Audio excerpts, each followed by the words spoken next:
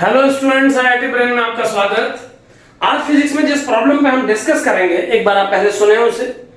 Three charges four small Q, capital Q and small q are placed in a straight line of length L such that Q and 4Q are on the ends of line and Q capital is at the middle point of the line.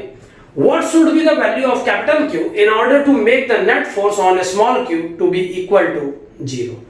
तो problem एक बार क्या है समझे कि L separation पे दो charges, एक 4Q और एक स्मॉल q प्लेस है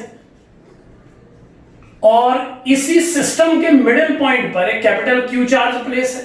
यानी ये सेपरेशन 4Q से Q तक L/2 है और Q से Q तक ये L/2 है। टोटल सेपरेशन L गिवन है। आपको इस Q पर नेट फोर्स 0 लगने के लिए इस कैपिटल Q का वैल्यू स्मॉल q के टर्म में कैलकुलेट करना है। यानी जो कैपिटल Q की वैल्यू कैलकुलेट करनी है तो सारे ऑप्शन स्मॉल q में हैं, यानी कि आपको कैपिटल Q की वैल्यू स्मॉल q में कैलकुलेट करनी है। सो एक सिंपल प्रॉब्लम है और इसका जो की कांसेप्ट है वो कूलम्ब्स लॉ है। यानी कूलम्ब लॉ का फॉर्मूला अप्लाई करके आप इस प्रॉब्लम को सॉल्व कर सकते हैं सिंपली। यहां पर आपको इस Q पर नेट फोर्स 0 करना है तो इस पर लगने वाले फोर्स को कैलकुलेट करना होगा इन दोनों चार्जेस के कारण, और प्रिंसिपल ऑफ सुपरपोजिशन से हमें फोर्स का जो वेक्टोरियल सम है उसे 0 से इक्वेट करना होगा।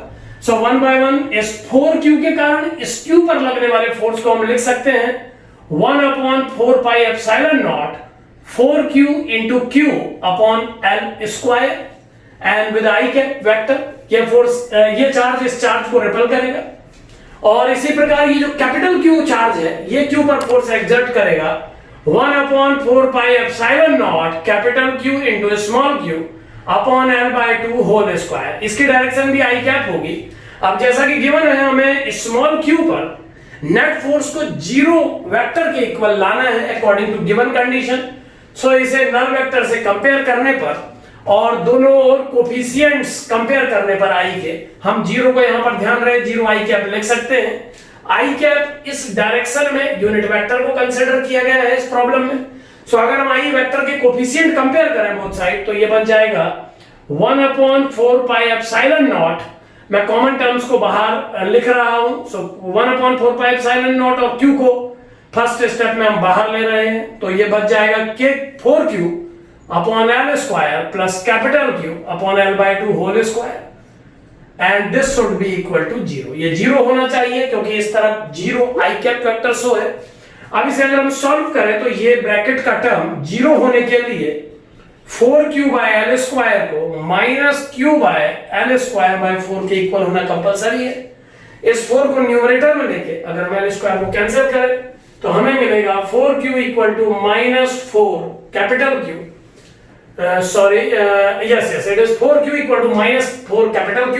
ये 4 न्यूमरेटर में ही जाना चाहिए क्योंकि इसे आप Q by 1 कंसीडर कर सकते हैं। सो इसे सॉल्व करने पर फाइनली जो Q की वैल्यू आ जाएगी कैपिटल Q की वो आ जाएगी -Q। यानी कि अगर जो मिडिल चार्ज है उसकी वैल्यू को हम -Q के इक्वल कर दें तो ऐसा करने से जो small q charge right side पे प्रेजेंट है एक्सट्रीम पे उस पर नेट फोर्स की वैल्यू 0 की जा सकती है। Thank you.